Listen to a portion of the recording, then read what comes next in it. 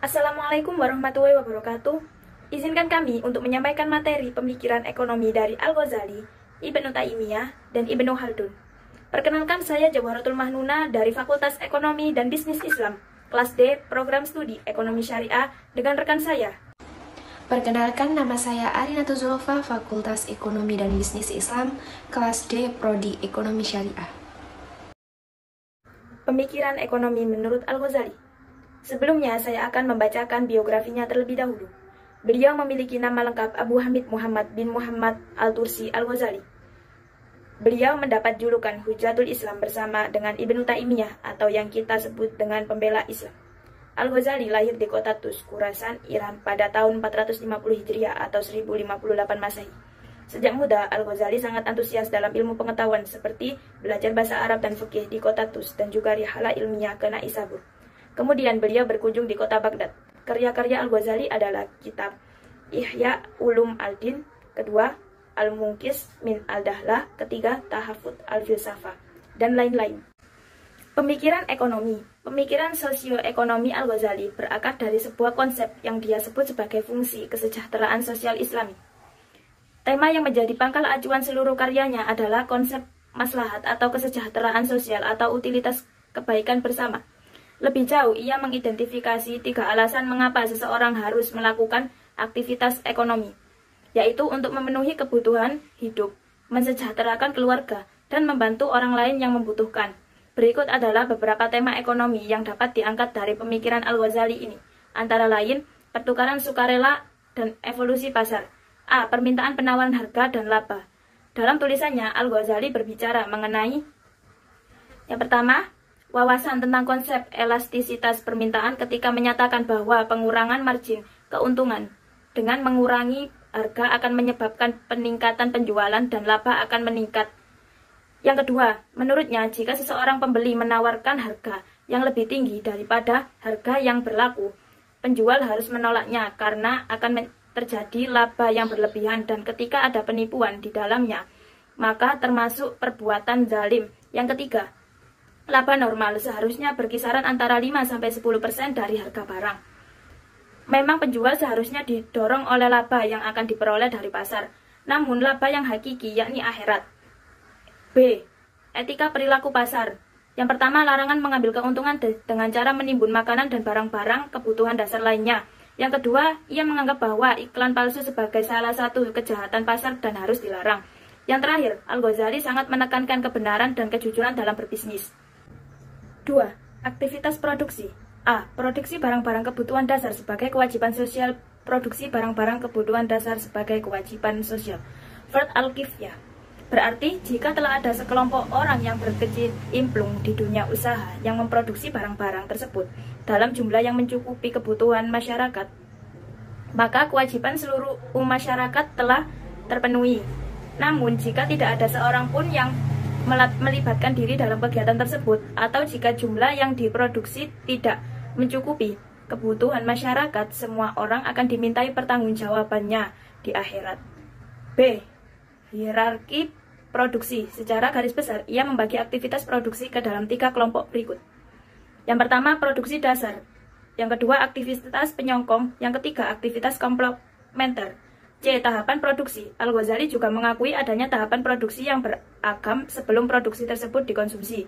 Tahapan dan keterkaitan produksi yang beragam mensyaratkan adanya pembagian kerja, koordinasi, dan kerjasama. Yang ketiga, barter dan evolusi uang. A. Problema barter dan kebutuhan terhadap uang kurang memiliki angka penyebut yang sama. Barang tidak dapat dibagi-bagi dan keharusan adanya 2 keinginan yang sama. Larangan menimbun uang. Dampak terburuk dari praktek menimbun uang adalah inflasi. Nilai mata uang turun karena banyaknya uang yang beredar di masyarakat. C. Pemalsuan dan penurunan nilai uang. Ia menganggap pemalsuan uang sebagian bukan hanya dosa perorangan, tetapi terutama berpotensi merugikan masyarakat secara umum. Al-Ghazali berpendapat bahwa jika penurunan nilai uang terjadi karena kecurangan, pelakunya harus dihukum. D. Larangan riba. Terlepas dari alasan dosa, argumen lainnya yang menentang riba adalah kemungkinan terjadinya eksploitas ekonomi dan ketidakadilan dalam transaksi. Yang keempat, peran negara dan keuangan publik. Ia menitik beratkan bahwa untuk meningkatkan kemakmuran ekonomi, negara harus menegakkan keadilan, kedamaian, dan keamanan, serta stabilitas. A. Sumber-sumber pendapatan negara. A. Al-Ghazali menyebut bahwa salah satu sumber pendapatan yang halal adalah harta tanpa ahli waris yang pemiliknya tidak dapat dilacak. Ditambah sumbangan sedekah atau wakaf yang tidak ada pengelolaannya. B. Utang publik. Al-Ghazali mengizinkan adanya utang publik jika memungkinkan untuk menjamin pembayaran kembali dari pendapatan di masa yang akan datang. C. Pengeluaran publik. Pengeluaran publik yang direkomendasikan Al-Ghazali yakni penegakan keadilan sosioekonomi, keamanan dan stabilitas negara, serta pengembangan suatu masyarakat yang makmur. Perlunya membangun infrastruktur sosioekonomi. Tokoh pemikir ekonomi Islam yang selanjutnya yaitu Ibnu Taimiyah. Nama lengkapnya yaitu Abul Abbas Ahmad bin Abdul Halim bin Abdus Salam bin Abdullah bin Al-Hadir bin Muhammad. Beliau dilahirkan di Haran, sebuah kota induk di Jazirah Arabia yang terletak di antara Sungai Tigris dan juga Sungai Efrat. Pada hari Senin tanggal 12 Rabiul Awal tahun 661 Hijriah atau pada tanggal 22 Januari 1263 Masehi. Kelebihan beliau yaitu sudah bisa menghafal Al-Quran dan juga sudah menyelesaikan pendidikannya di bidang jurisprudensi atau fikih, hadis Nabi, tafsir Al-Quran, serta matematika dan juga filsafat. Karya Ibnu Taimiyah mengenai perekonomian yang pertama yaitu Kitab Al-Hizbah fi Al-Islam, yang artinya lembaga hizbah dalam Islam. Di dalam buku ini menjelaskan tentang pasar dan intervensi pemerintah dalam kehidupan ekonomi. Dan yang kedua yaitu Kitab Al-Siyasah Al-Syar'iyah fi Islah Al-Ra'i wa Al-Ra'iyah, yang artinya hukum publik dan privat dalam Islam. Di buku ini membahas masalah pendapatan dan pembiayaan publik. Selanjutnya yaitu kebijakan ekonomi menurut Ibnu Taimiyah. Pertama adalah mekanisme pasar. Ibnu Taimiyah meyakinkan bahwa harga ditentukan oleh mekanisme pasar dengan istilah Saman al-Misli, harga yang setara. Selain itu, penentuan indikator kesetaraan harga sangat berhubungan dengan kesetaraan kompensasi yang diterima oleh penjual dan pembeli. Konsep yang kedua yaitu harga yang adil. Konsep harga yang adil menurut Ibnu Taimiyah yaitu nilai harga di mana orang yang menjual barangnya dan diterima secara umum sebagai hal yang sepadan dengan barang yang dijual ataupun barang-barang yang sejenis lainnya di tempat dan waktu tertentu. Yang ketiga yaitu regulasi harga.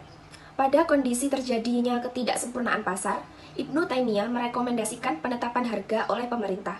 Dalam kitabnya Al-Hizbah, penetapan harga diperlukan untuk mencegah manusia menjual makanan dan barang hanya pada kelompok tertentu dengan harga yang ditetapkan sesuai dengan keinginan mereka. Kebijakan ekonomi Ibnu Taimiyah yang selanjutnya yaitu mengenai fungsi uang dan juga perdagangan uang. Dalam hal uang, beliau menyatakan bahwa fungsi utama uang adalah sebagai alat pengukur nilai dan sebagai media untuk memperlancar pertukaran barang. Selanjutnya, yaitu pencetakan uang sebagai alat tukar resmi. Berkenaan dengan adanya fenomena penurunan nilai mata uang, Ibnu Taimiyah berpendapat seharusnya penguasa mencetak fulus atau mata uang selain emas dan perak sesuai dengan nilai yang adil atau proporsional atas transaksi masyarakat tanpa menimbulkan kezoliman terhadap mereka. Kebijakan beliau yang terakhir yaitu implikasi penerapan lebih dari satu standar mata uang. Tokoh pemikir ekonomi Islam yang terakhir yaitu Ibnu Khaldun. Ibnu Khaldun dilahirkan di Tunisia, Afrika Utara pada 1 Ramadan 732 Hijriah atau 27 Mei 1332 Masehi. Nama lengkapnya yaitu Abdurrahman Abu Zaid Waliuddin bin Abu Abdillah Muhammad bin Ibrahim bin Abdurrahman bin Khalid. Nama kecilnya Abdurrahman, panggilan keluarganya Abu Zaid, gelarnya Waliuddin, dan nama populernya yaitu Ibnu Khaldun. Beliau dikenal dengan nama Ibnu Khaldun karena dihubungkan dengan garis keturunan kakeknya yang ke-9 yaitu Khalid bin Utsman. Ibnu Khaldun berasal dari keluarga yang sangat mencintai ilmu pengetahuan. Beliau wafat pada 25 Ramadan 808 Hijriah atau 19 Maret 1406 Masehi. Beliau wafat di usianya yang ke-76 tahun di Kairo, Mesir. Setelah menghabiskan waktu selama hampir 24 tahun di Mesir sebagai guru dan ketua pengadilan tinggi. Ibnu Khaldun ialah seorang sejarawan muslim dari Tunisia. Beliau sering disebut sebagai bapak pendiri ilmu historiografi, sosiologi, dan ekonomi. Beliau juga dikenal sebagai sejarawan dan bapak sosiologi Islam yang hafal Al-Quran sejak usia dini. Terkait dengan studinya, sejak kecil beliau mendapat pendidikan agama dari orang tuanya dan para guru-guru agama di masjid. Di masa ini, Ibnu Khaldun telah menghafal Al-Quran, memperdalam tajwid, dan memperoleh ilmu pengetahuan lainnya seperti nahwu shorof, tafsir, tauhid, syariah, dan cabang-cabang ilmu keagamaan lainnya. Ia juga mempelajari filsafat, logika, fisika, matematika, dan ilmu alam lainnya. Ibnu Khaldun sejak kecil telah menunjukkan kecerdasannya sebagai seorang ilmuwan yang mengagumkan para gurunya. Ibnu Khaldun menempuh pendidikannya tersebut di tempat kelahirannya, yaitu Tunisia.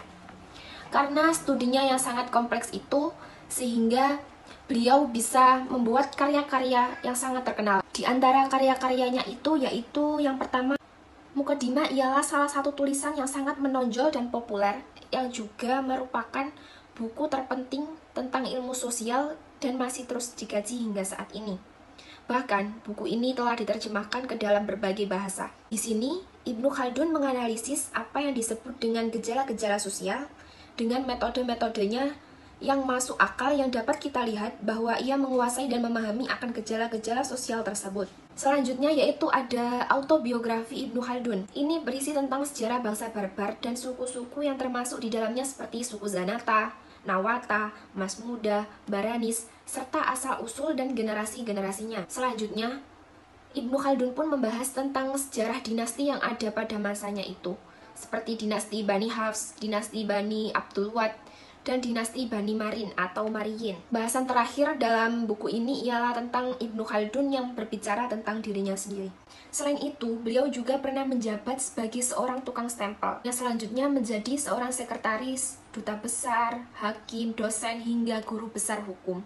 Karena semua hal tersebut, hingga akhirnya Ibnu Khaldun dapat melahirkan pemikiran-pemikirannya mengenai ekonomi Islam. Karena semua hal tersebut, hingga akhirnya Ibnu Khaldun dapat melahirkan pemikiran-pemikirannya mengenai ekonomi Islam. Pemikirannya mengenai ekonomi Islam yang pertama ialah konsep nilai dan harga. Ibnu Khaldun dalam bukunya Al-Muqaddimah menulis secara khusus satu bab yang berjudul harga-harga di kota. Menurutnya, apabila sebuah kota berkembang dengan pesat, mengalami kemajuan, dan penduduknya padat, maka persediaan bahan makanan pokok melimpah. Hal ini dapat diartikan penawaran meningkat yang berakibat pada murahnya harga barang pokok tersebut. Konsep ekonomi yang selanjutnya yaitu konsep supply and demands. Menurutnya, supply bahan pokok di kota besar jauh lebih besar daripada supply bahan pokok penduduk desa atau kota kecil. Penduduk kota besar memiliki supply bahan pokok yang berlimpah yang melebihi kebutuhannya, sehingga harga bahan pokok di kota besar relatif lebih murah. Sementara itu, supply bahan pokok di desa kecil relatif sedikit. Karena itu, orang-orang khawatir kehabisan makanan sehingga harganya relatif lebih mahal. Yang ketiga yaitu konsep produksi. Menurut Ibnu Khaldun, neraca pembayaran yang positif di suatu negara akan meningkatkan kekayaan negara tersebut. Menurut Ibnu Khaldun juga, negara yang melakukan perdagangan internasional akan menikmati tingkat kesejahteraan yang lebih baik. Faktor produksi menurut Ibnu Khaldun meliputi tenaga kerja, bahan baku, dan juga modal. Yang keempat yaitu konsep utilitas. Ibnu Khaldun memasukkan faktor manfaat atau utilitas sebagai pisau analisis dalam teori nilai dan harga. Jika tidak ada manfaat, maka barang tidak ada nilainya. Selanjutnya yaitu konsep uang.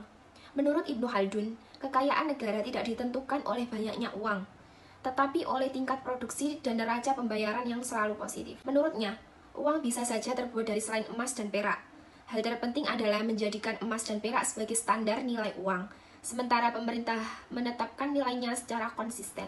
Yang terakhir yaitu konsep kebijakan fiskal dan moneter. Beliau merumuskan teori yang mengatakan apabila belanja negara semakin sedikit, maka pendapatan pun sedikit. Beliau mengajukan teori bahwa apabila pajak meningkat, maka pendapatan negara akan berkurang. Hal ini menunjukkan bahwa Ibnu Khaldun menggunakan logika terbalik, di mana biasanya bila pungutan pajak bertambah, maka pendapatan negara bertambah pula. Beliau melihat adanya efek negatif bagi kondisi investasi dan kerja atas banyaknya atau besarnya pajak atau biaya yang dikenakan. Sekian dari kami, apabila ada salah kata, mohon maaf yang sebesar-besarnya. Wassalamualaikum warahmatullahi wabarakatuh.